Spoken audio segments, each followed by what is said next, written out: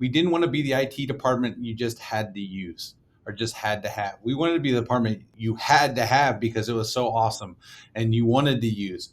And part of that is making sure you tell the story. Technology is transforming how we think, how we lead, and how we win. From InterVision, this is Status Go, the show helping IT leaders move beyond the status quo, master their craft, and propel their IT vision. Welcome back to part 2 of our 3-part series, Compelling Communication. In a recent episode of Status Go, CIO Ryan Brubaker of Seven Corners stated, "At the end of the day, as CIO, I'm in sales." That got us thinking here at Status Go. Wouldn't it be great to bring back Anita Nielsen, author of Beat the Bots and sales coach extraordinaire, bring her back on the show and have her dive deep into that concept with several CIOs? So we're doing exactly that. I'm your host, Jeff Tunn, and I'd like to welcome Anita Nielsen back to the program. Welcome, Anita. Thank you. Thanks for having me. Anita, I'd like to jump right in and introduce our guest today, and then I'll turn the reins over to you, but I don't promise I won't interject a question here or there. Wouldn't have it any other way, Jeff. Mike Loggins is the Global Vice President of IT for SMC. He was a guest on Status Go way back in our first year. Since that time, Mike was promoted into his current role and began to create the global IT function at SMC. One of the functions he knew he was going to need was marketing and communications. Enter Hannah Morrison, Internal Communications Manager of Global IT. Mike, Hannah, welcome to Status Go. Thanks for having us. Anita, I'll let you take it from here. Right, sounds good. So I have to ask, I think the first obvious question, Mike, is how did it occur to you, or what was the genesis of the idea that you needed to have a formal communication function within the organization? When we looked at what we were trying to do and how we were trying to reach and the scale of what it looked like, we had to stop looking at IT as just a department inside the organization. And we really needed to start looking at IT as its own organization. And part of that is for any organization to be worth anything, it has to be able to provide value to the organization, and you've got to be able to show it somehow. We didn't want to be the IT department you just had to use or just had to have. We wanted to be the department you had to have because it was so awesome and you wanted to use. And part of that is making sure you tell the story. So although I love to talk, I love to share my stories and visions and how I feel and what I want out of IT and of SMC. That's not enough, and it really needed to have a much more planned and organized messaging and plan around what we were actually going to be sharing with everyone. And that's where the idea of bringing in somebody specific around communications to not only make sure messaging is correct, but to act, to a certain degree as our internal marketing to make sure that messaging was consistent. We had good stories to tell.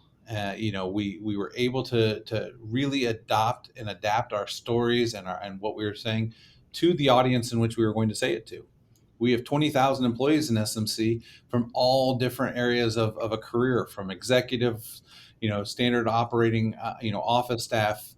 We have a huge engineering core around the globe, but we still have somewhere around 10,000 factory and warehouse employees. All of them need to be able to hear our message, but you can't make it the same message because you have to make sure it's meaningful to that audience. No, that's brilliant. And sure, Hannah, that's what your role is. So tell us a little bit about when you first came in, which I know has been, just a big 2 months ago. You've already made an impact, right? Like, what was one of the first things that you did when you came in? It was a really exciting opportunity to come and be a part of really this brand new startup almost inside of a company that's been existing for 60 plus years at this point as the first person of a communications team. I'm the only one doing communications right now. So it's been really exciting to kind of build that role. And it started with putting together a comprehensive communications plan for us, starting with that framework that allows us to really standardize and modernize our approach towards communications so that we're all telling that same story, that the words we use, the brand we create is the same across the board. The message is going to change depending on the audience, but if we can standardize our channels, our messages, and our platforms and the way that we put that story out there, we'll be able to make sure that we really have ownership over that story that we're telling right now.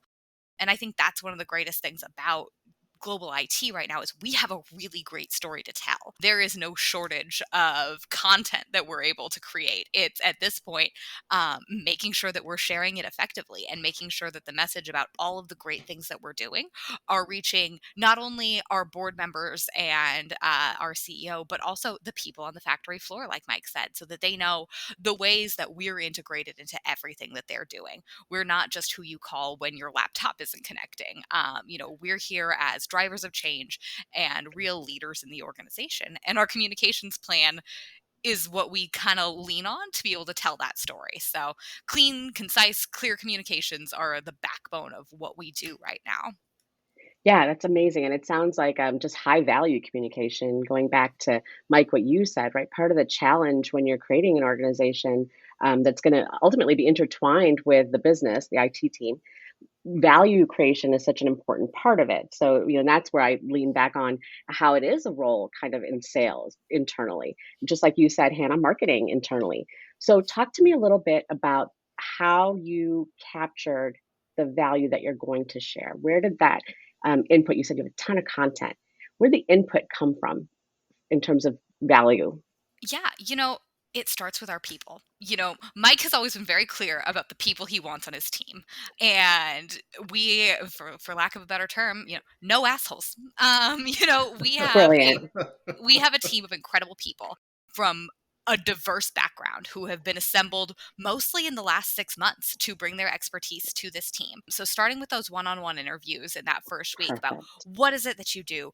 Tell me, one, what are your challenges that you have communicating out what you're doing and where those values lie?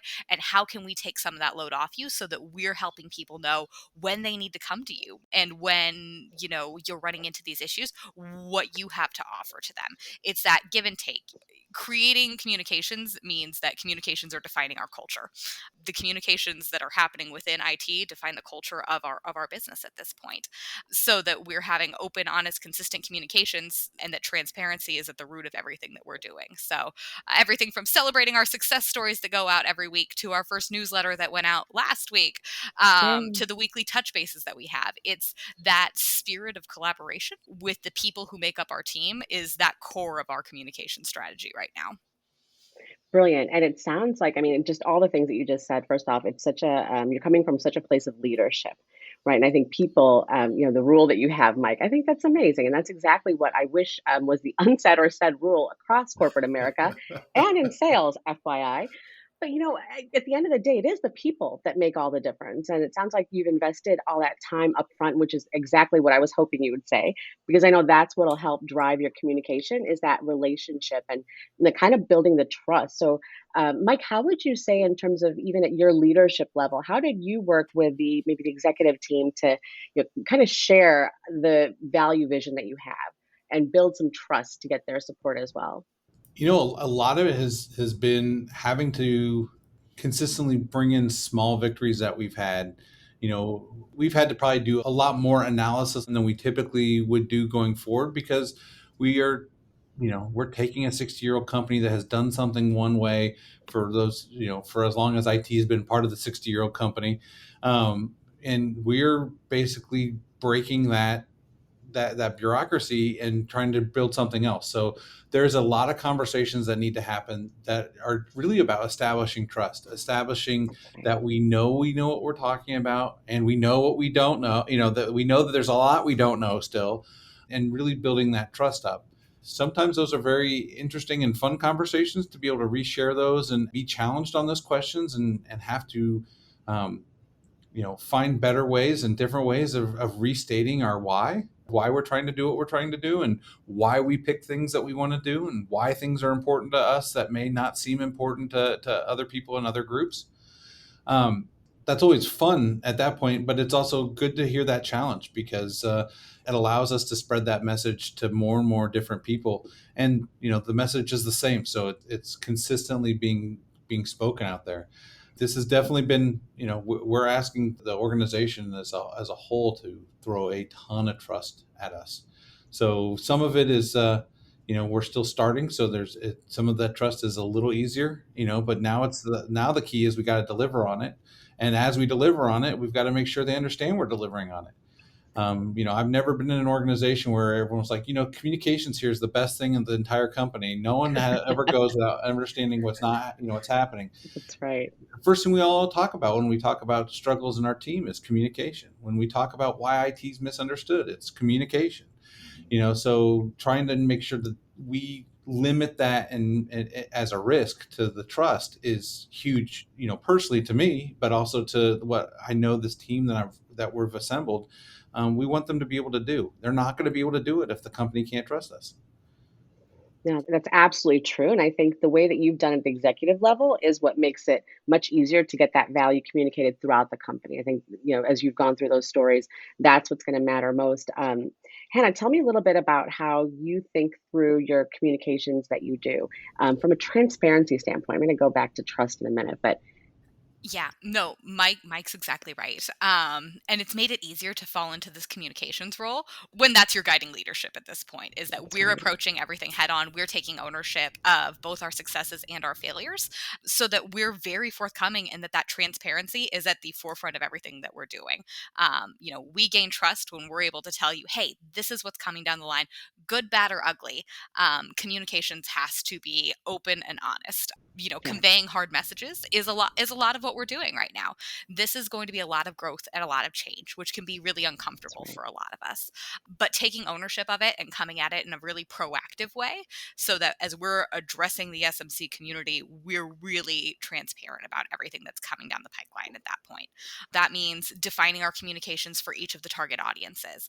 That, it's not going to look the same when we're having a conversation with our local IT leads as it will when we're having those large scale communications about what the vision of a project is. From the extremely technical to the very broad, we need to be able to communicate the same message across a variety of platforms. So that's really what's kind of shaped those approaches, is who needs to know what, exactly how much do you need to know, and how is this going to impact you? That's the conversation that I have with everyone. My background's not in tech. So what I'm famous for saying is explain it to me like I'm 5 years old. What do they need to know? Yes, How are they going to be impacted? What are the highlights? And then making sure that we do a deep dive from there so that we're not getting into the heavy technical aspect of these things with people who don't need to know the heavy technical aspect of things. Just conveying the points that really matter to them most. That's what that we're trying to do at the end of the day, is hit those high points. What's the value add to you? How is this going to make your life a little bit better in the long run, even if it's going to make it a little bit harder for the next few weeks? yeah, and so that links back to change, which is what you just said. I think the cornerstone of change, and here's a hill I'll die on. Change is emotional, right? It's Hmm. a largely emotional thing that has to happen in the organization. And so that transparency, which of course feeds the trust, is critical. And knowing how to communicate it in a way that makes sense. I love what you said about telling me it as if you were 5 years old. Yes, if they don't understand it, what's their trust level going to be? I mean, you come in and talk to them in technical language, they're not going to understand it. How's that going to make them feel about you and what you're doing? And that's a mistake I think a lot of IT organizations do. So it's heartening to see that you are looking at it from that perspective. I think that makes all the difference. Jeff, did you have something? Yeah, I wanted to make interject a point because Mike won't say this himself, so I'm going to say it on his behalf. And then I've got a question for Mike.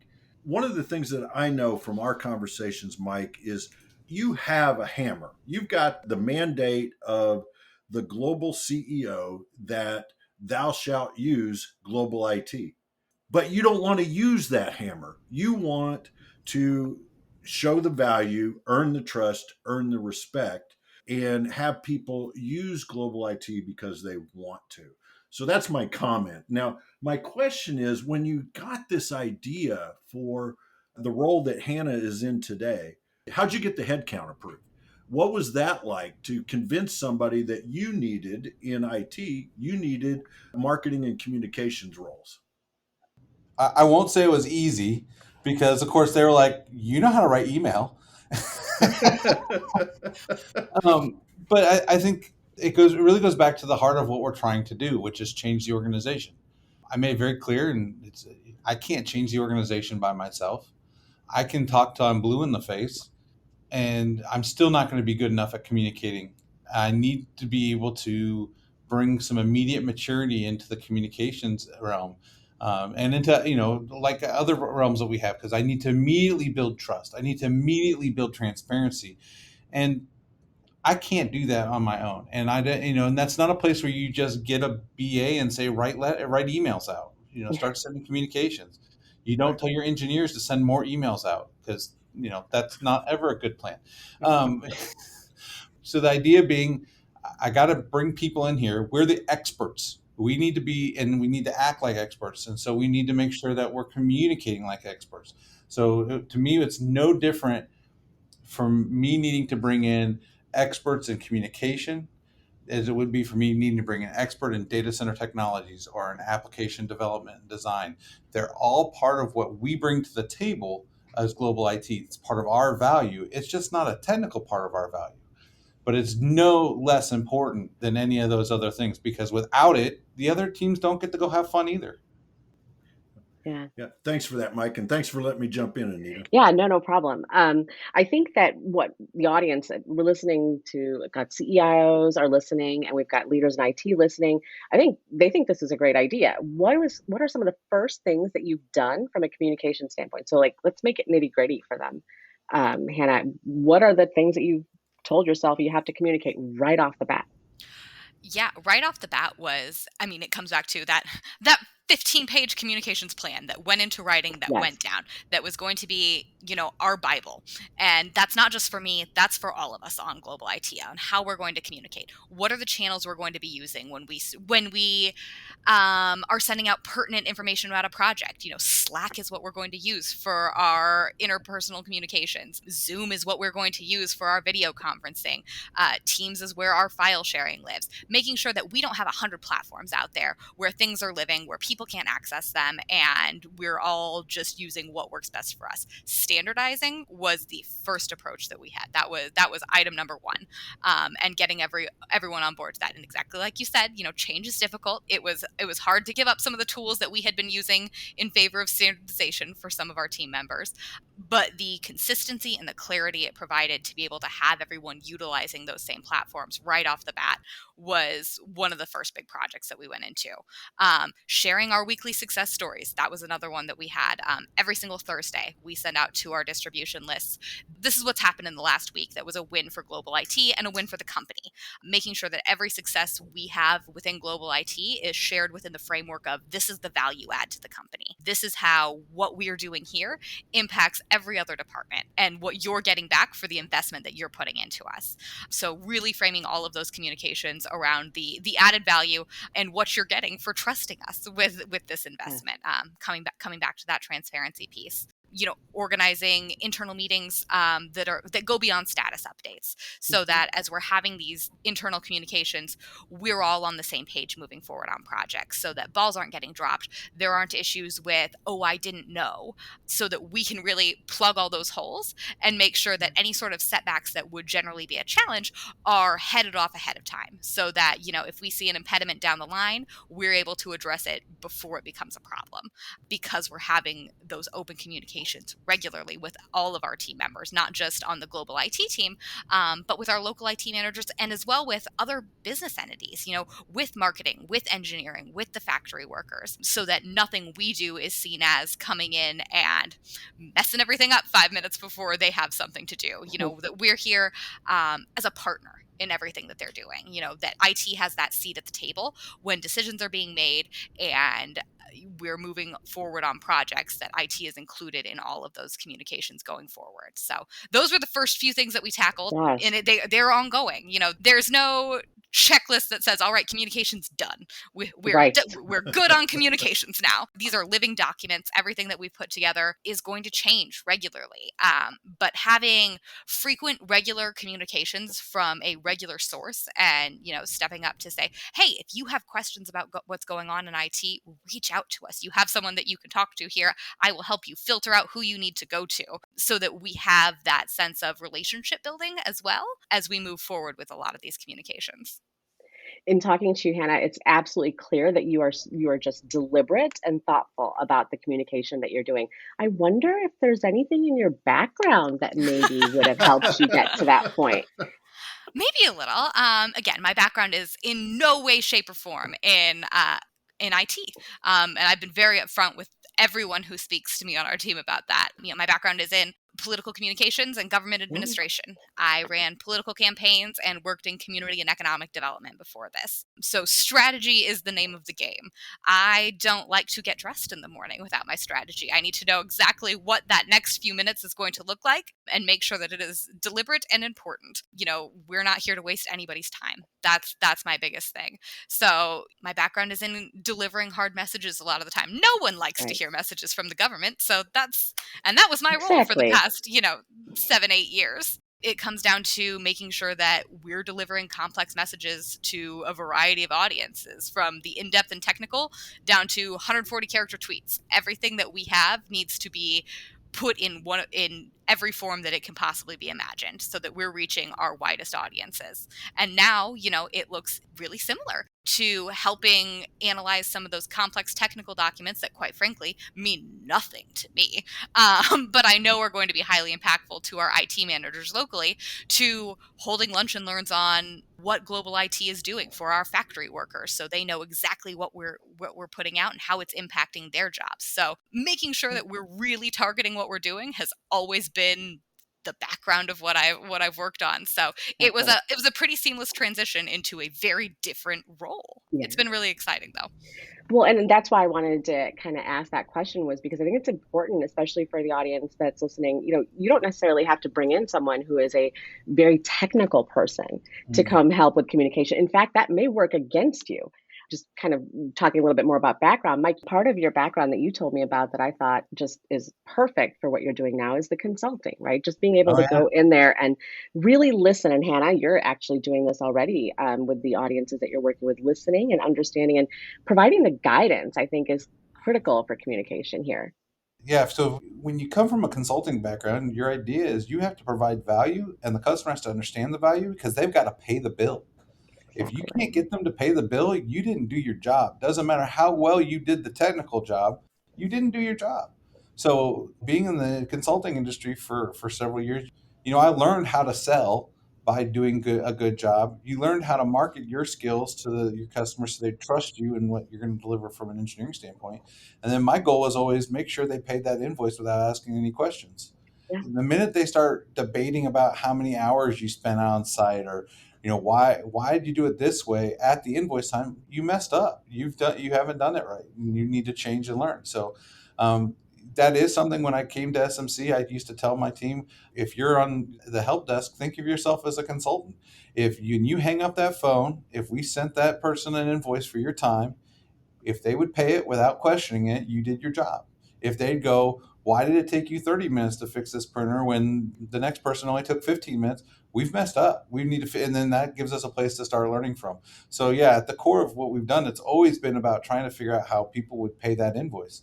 And when you're in an enterprise IT, even though we're not sending them actual invoices, there is a payment process in place. I mean, it's if you're not doing a good job, it's not they're not paying the invoice. It's that they're creating shadow IT. It's that they're excluding you from the table. It's that there's all these other ways that are the same idea.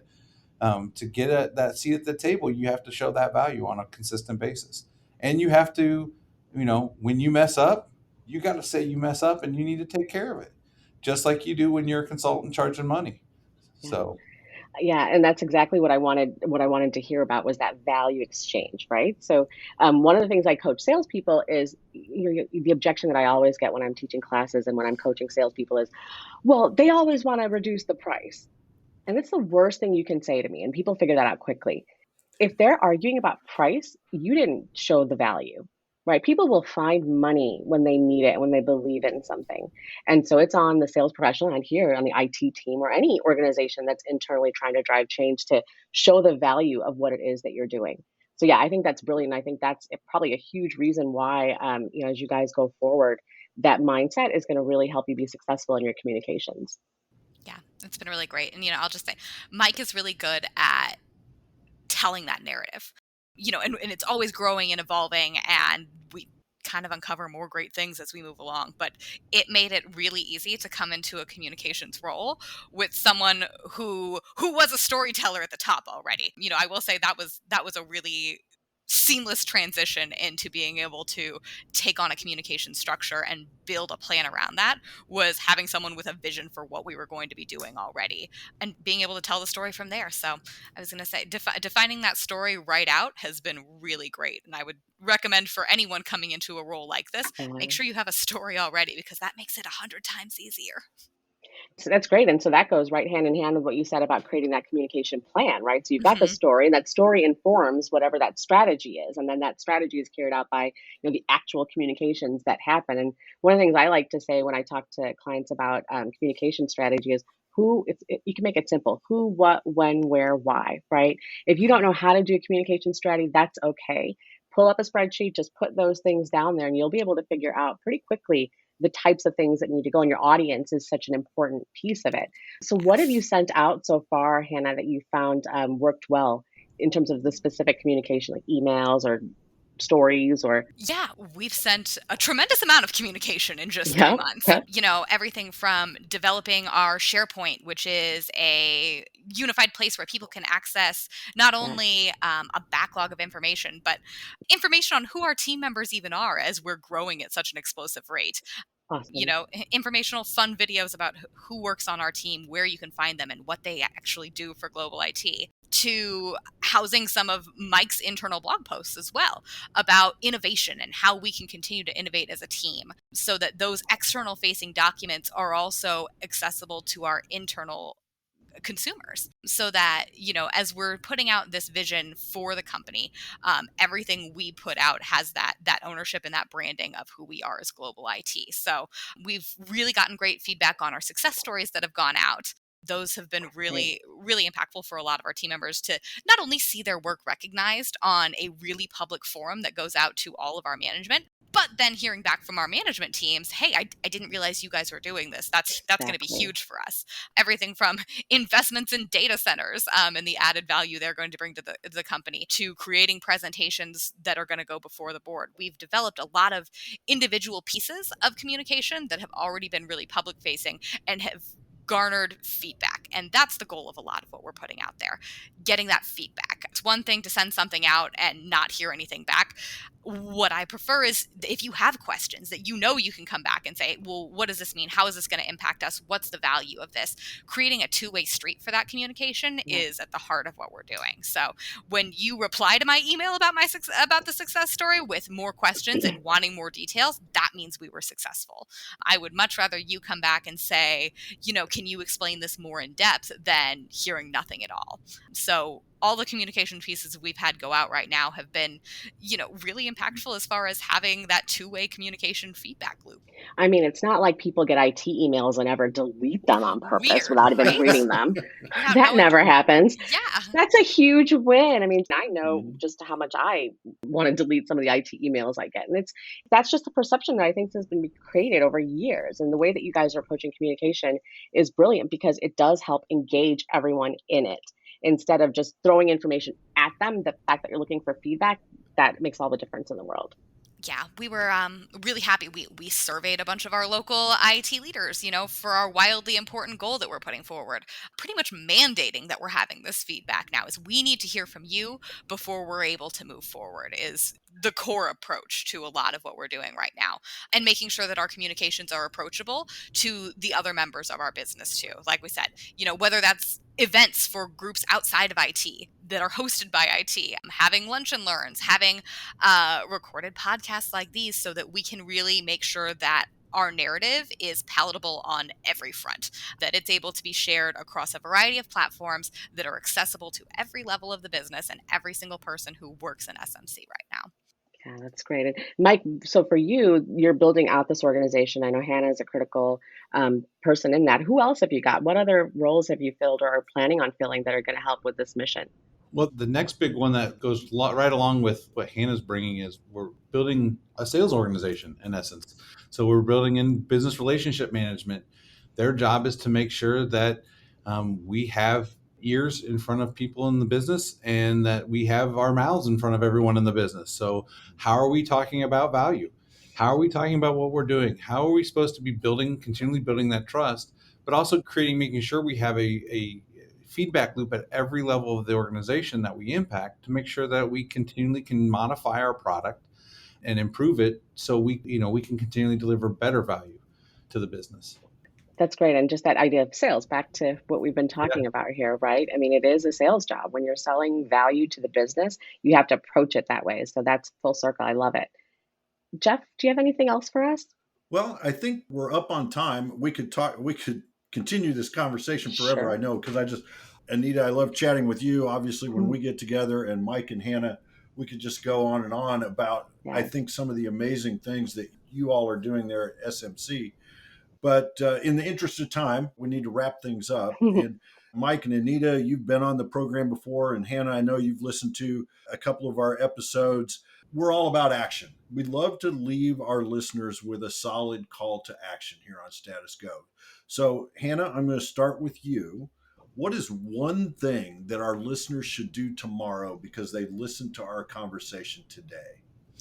Yeah, I feel really lucky that that's my setup because I kind of hit on that earlier. And without brown nosing my boss too much, it's really define your narrative. Define the narrative that you want to share about what your role is within the organization, and the communication strategy will follow. If you know what that story you want to tell is and how you're adding value to the company, it will be so much easier to define your communication strategy, your platforms, your channels, your audiences based around knowing the story that you want to tell. So find out what you're doing that's worth telling and make your teams resonate that story in every aspect of what they're doing. I love that. You guys are warming my heart with this storytelling stuff. I love that. I know. That's comms for you. We're here to tell everyone's stories. There you go. Mike, from your perspective, what is an action our listeners should take hearing our conversation today? I think probably the most critical thing to do is understand your value. What is it that you provide to the business as an IT organization? What do you provide as value to your IT organization as the leader of your IT organization? And you need to be able to write your story about that. I think as a leader, I'm not just responsible for strategy. My responsibility is to make sure I understand a vision of what I think we need to do as an IT organization to support the greater organization as a whole. The only way to do that is to understand that value. If you don't understand that value, that's where you need to spend your time and really dig into it. I love that you personalize that, Mike, because it goes far beyond the value that the organization brings. It starts with the leader. What value are you bringing? And understanding that is huge. So thanks for inserting that. I love that thought. Anita, what's your call to action for our listeners? So I'm going to build a little bit on what each of them said. Sit down and ask yourself, what do I want my organization to stand for? Right. And then take the step of what I said earlier. Just get a piece of paper. Who, what, when, where, why, how. Look at what you're trying to communicate and think, how can I get that out there in a way that jives with my vision?